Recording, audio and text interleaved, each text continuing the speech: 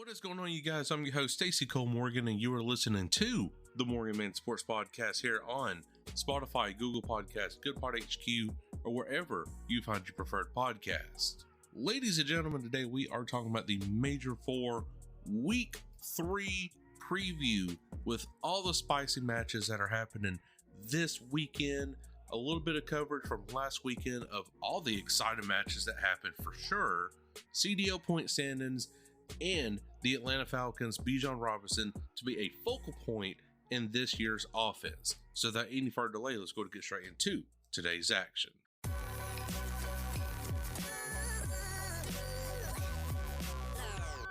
following is a presentation of the Belly Up Sports Media Network.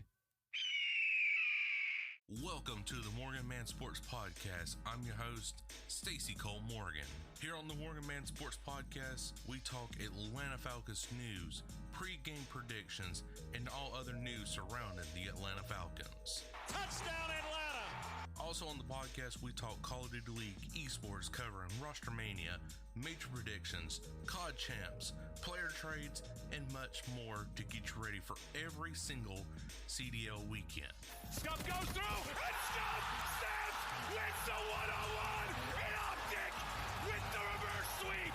If that sounds good with you, put on your Falcons jersey, grab your gaming headset, and let's get this show started.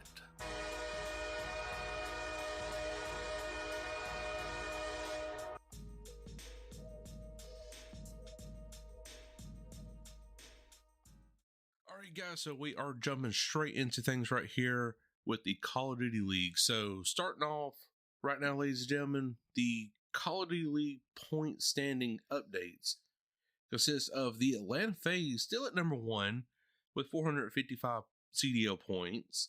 And this will go in order from, 1 through 12 right here. Optic coming in behind FaZe at 415, Ultra at 410, Subliners 275, Seattle Surge 160, Miami Heretics, this is a new ranking for them, sitting at number 6 with 150. Los Angeles Thieves, new ranking, they dropped to number 7 with 145 CDL points. And the Minnesota Rocker still stays alive with 140 CDL points. That is the champs cutoff. And below that is the Vegas Legion at 130. The Carolina Royal Ravens at 130. The Los Angeles Guerrillas at 120. And the Boston Breach at 50 CDL points. So it is safe to say mathematically the Boston Breach is eliminated. And then you got Guerrillas, Ravens, Legion, who could still make champs. But again, they're all going to have to be reliant on Heretics, Thieves, and Rocker to just completely fall off the series, pretty much. The rest of the qualifiers and all throughout the Major 4 tournament. That's what Legion, Ravens, and Guerrillas is going to have to rely on. But is that going to be in really a lot of their favors? No. Guerrillas, I'm going to say they're going to be eliminated from COD champs. I'm going to at least say by maybe mid-turning of the Major 4. I believe so. Then the Ravens, it's a coin flip pretty much. I think in my personal regards, I don't think they're going to make COD champs. I think really of all these teams, I think the Vegas Legion could make COD champs, but you're going to have to be reliant on Minnesota Rocker. And Minnesota Rocker, they're catching heat right now. Clayster's claiming that they kind of broke the GA with 2 smokes because of Standy to be out to Texas. So I don't know. It's a little spicy right in there. So we'll have to wait and see. So those are your updated CDL point standings, ladies and gentlemen. And let's talk a little bit about last week. So the last week's series right here, guys, let me tell you, it was fantastic. The Minnesota Rocker, like I just said a few seconds ago, that they did defeat Optic Texas 3-2. Miami Heretics had an incredible weekend. Did lose to the Toronto Ultra 3-1. FaZe obviously 3-0'd LEG. Miami Heretics 3-0'd LEG as well. Carolina Royal Ravens did defeat the Los Angeles Thieves, so that is good for them. Vegas Legion, of all teams, defeated the New York Subliners in an incredible 3-0. That is insane for the Vegas Legion to pick off the top 4 teams. Seattle Surge defeated the Boston Breach 3-0. FaZe did struggle against the Ravens on that Friday matchup. I'm not going to lie, because Ravens were actually 2-0 in that point. And they were fixing to sweep Atlanta FaZe. And Atlanta FaZe has not been swept none this entire season during the qualifying series. But FaZe came back, reverse sweep the Ravens. So that is all GG's right there. Miami Heretics in that Friday series defeated the Minnesota Rocker in a 3-1. And finally, the New York Subliners did defeat the Seattle Surge in a 3-1. So the Surge definitely wasn't feeling themselves against that New York series, but definitely bounced back against the Boston Breach in 3-0. Definitely a much needed 10 points for the Seattle Surge to kind of stay right there at that number 5 seed. That's what they're pretty much fighting for, is that number 5 seed. Ladies and gentlemen, they're not really moving up or down.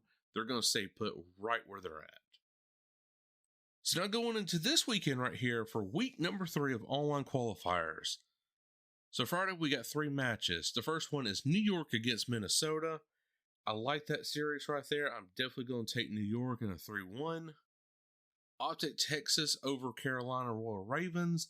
I'm going to say Optic in a 3-1. I think they're looking for revenge. And plus, they're kind of pissed off from the Minnesota Rocker series, of course. This is really no contest right here. Atlanta over Boston in a 3-0. Saturday, we got 4 series. The first one is the Carolina Royal Ravens taking on the Minnesota Rocker, the Miami Heretics. Excuse me. I'm going to say Miami Heretics in this one in a 3-2. Again, it's going to come down to a game 5 with the Royal Ravens, but Miami has got that advantage over them. Los Angeles Guerrillas over the Boston Breach in a 3-1. Definitely a needed 10 points for LAG. Las Vegas Legion taking on the Seattle Surge. I'm going to say Legion in this one right here, ladies and gentlemen. I just like their style that they're going at right now. Plus, they're very hot right now. So you got to keep that in mind. Then finally, in that Saturday series, you got the Toronto Ultra taking on the Los Angeles Thieves.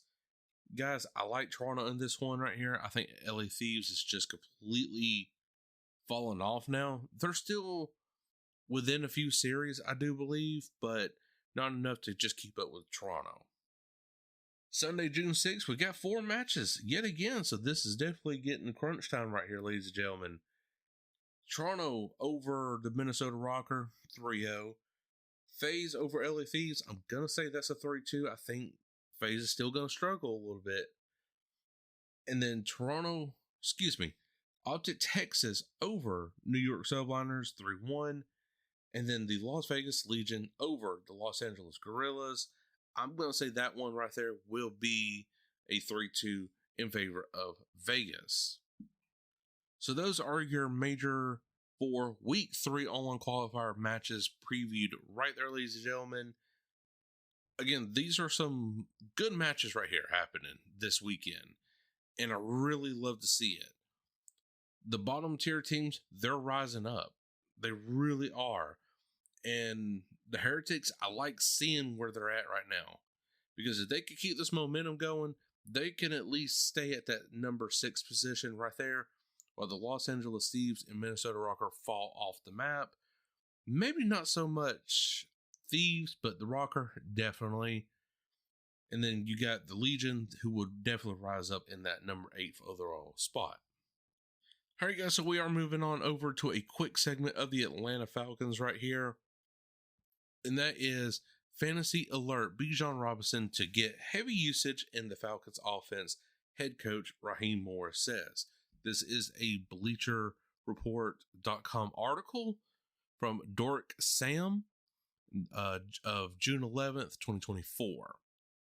And I quote, Atlanta Falcons second-year running back Bijan Robinson was already going to be one of the top targets for fantasy football managers this year, but a recent comment from the new head coach Raheem Morris will be music to their ears. Per ESPN's Mark Raimondi, Morris said Tuesday that it's safe to expect a heavy dosage of Robinson this season, as he will be the focal point of this Atlanta Falcons offense. The number 8th overall pick in the 2023 NFL Draft, Robinson appeared in all 17 games last year and recorded 214 carries for 976 yards, 4 touchdowns, while adding 58 receptions for 487 yards and 4 more scores. Despite the solid numbers, fans believe Robinson could have done even more if former head coach Arthur Smith truly unleashed him.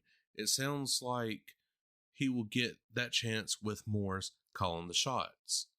Robinson will also benefit from the presence of veteran quarterback Kirk Cousins, who signed with the Falcons this offseason after starting for the Minnesota Vikings in the past 6 seasons.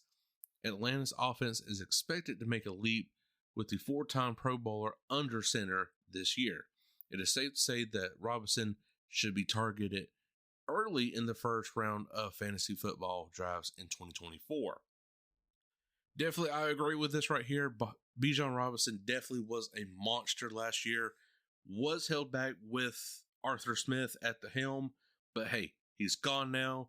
You got Eric Robinson, who's definitely a good play caller. I do believe personally he's learned from the McVay learning tree and Kyle Shanahan system. So you're definitely getting that West Coast offense, I believe, in this Atlanta Falcons offense, and that's definitely what this team needs as of right now. It's going to be more like a Christian McCaffrey kind of style where he's going to be utilized everywhere. Whenever it's come to the receiving part, he's going to be probably 2-man covered, if I would have to guess right. Maybe even 3-man coverage, but still, nonetheless, he's going to be covered, and it's going to be covered very well on that defense, and it's going to be very hard for the defenses to really pick and choose, all right, who the hell are we going to cover here? You got Kyle Pitts definitely looking better than ever. Bijan, he's a damn beast. Tyler Algier, great running back. I mean, there are so many options for this defense to cover, to like triple team, whatever. And that leaves the door open for like a Drake London, Mac Hollins, whoever. And that is really exciting for this Atlanta Falcons offense.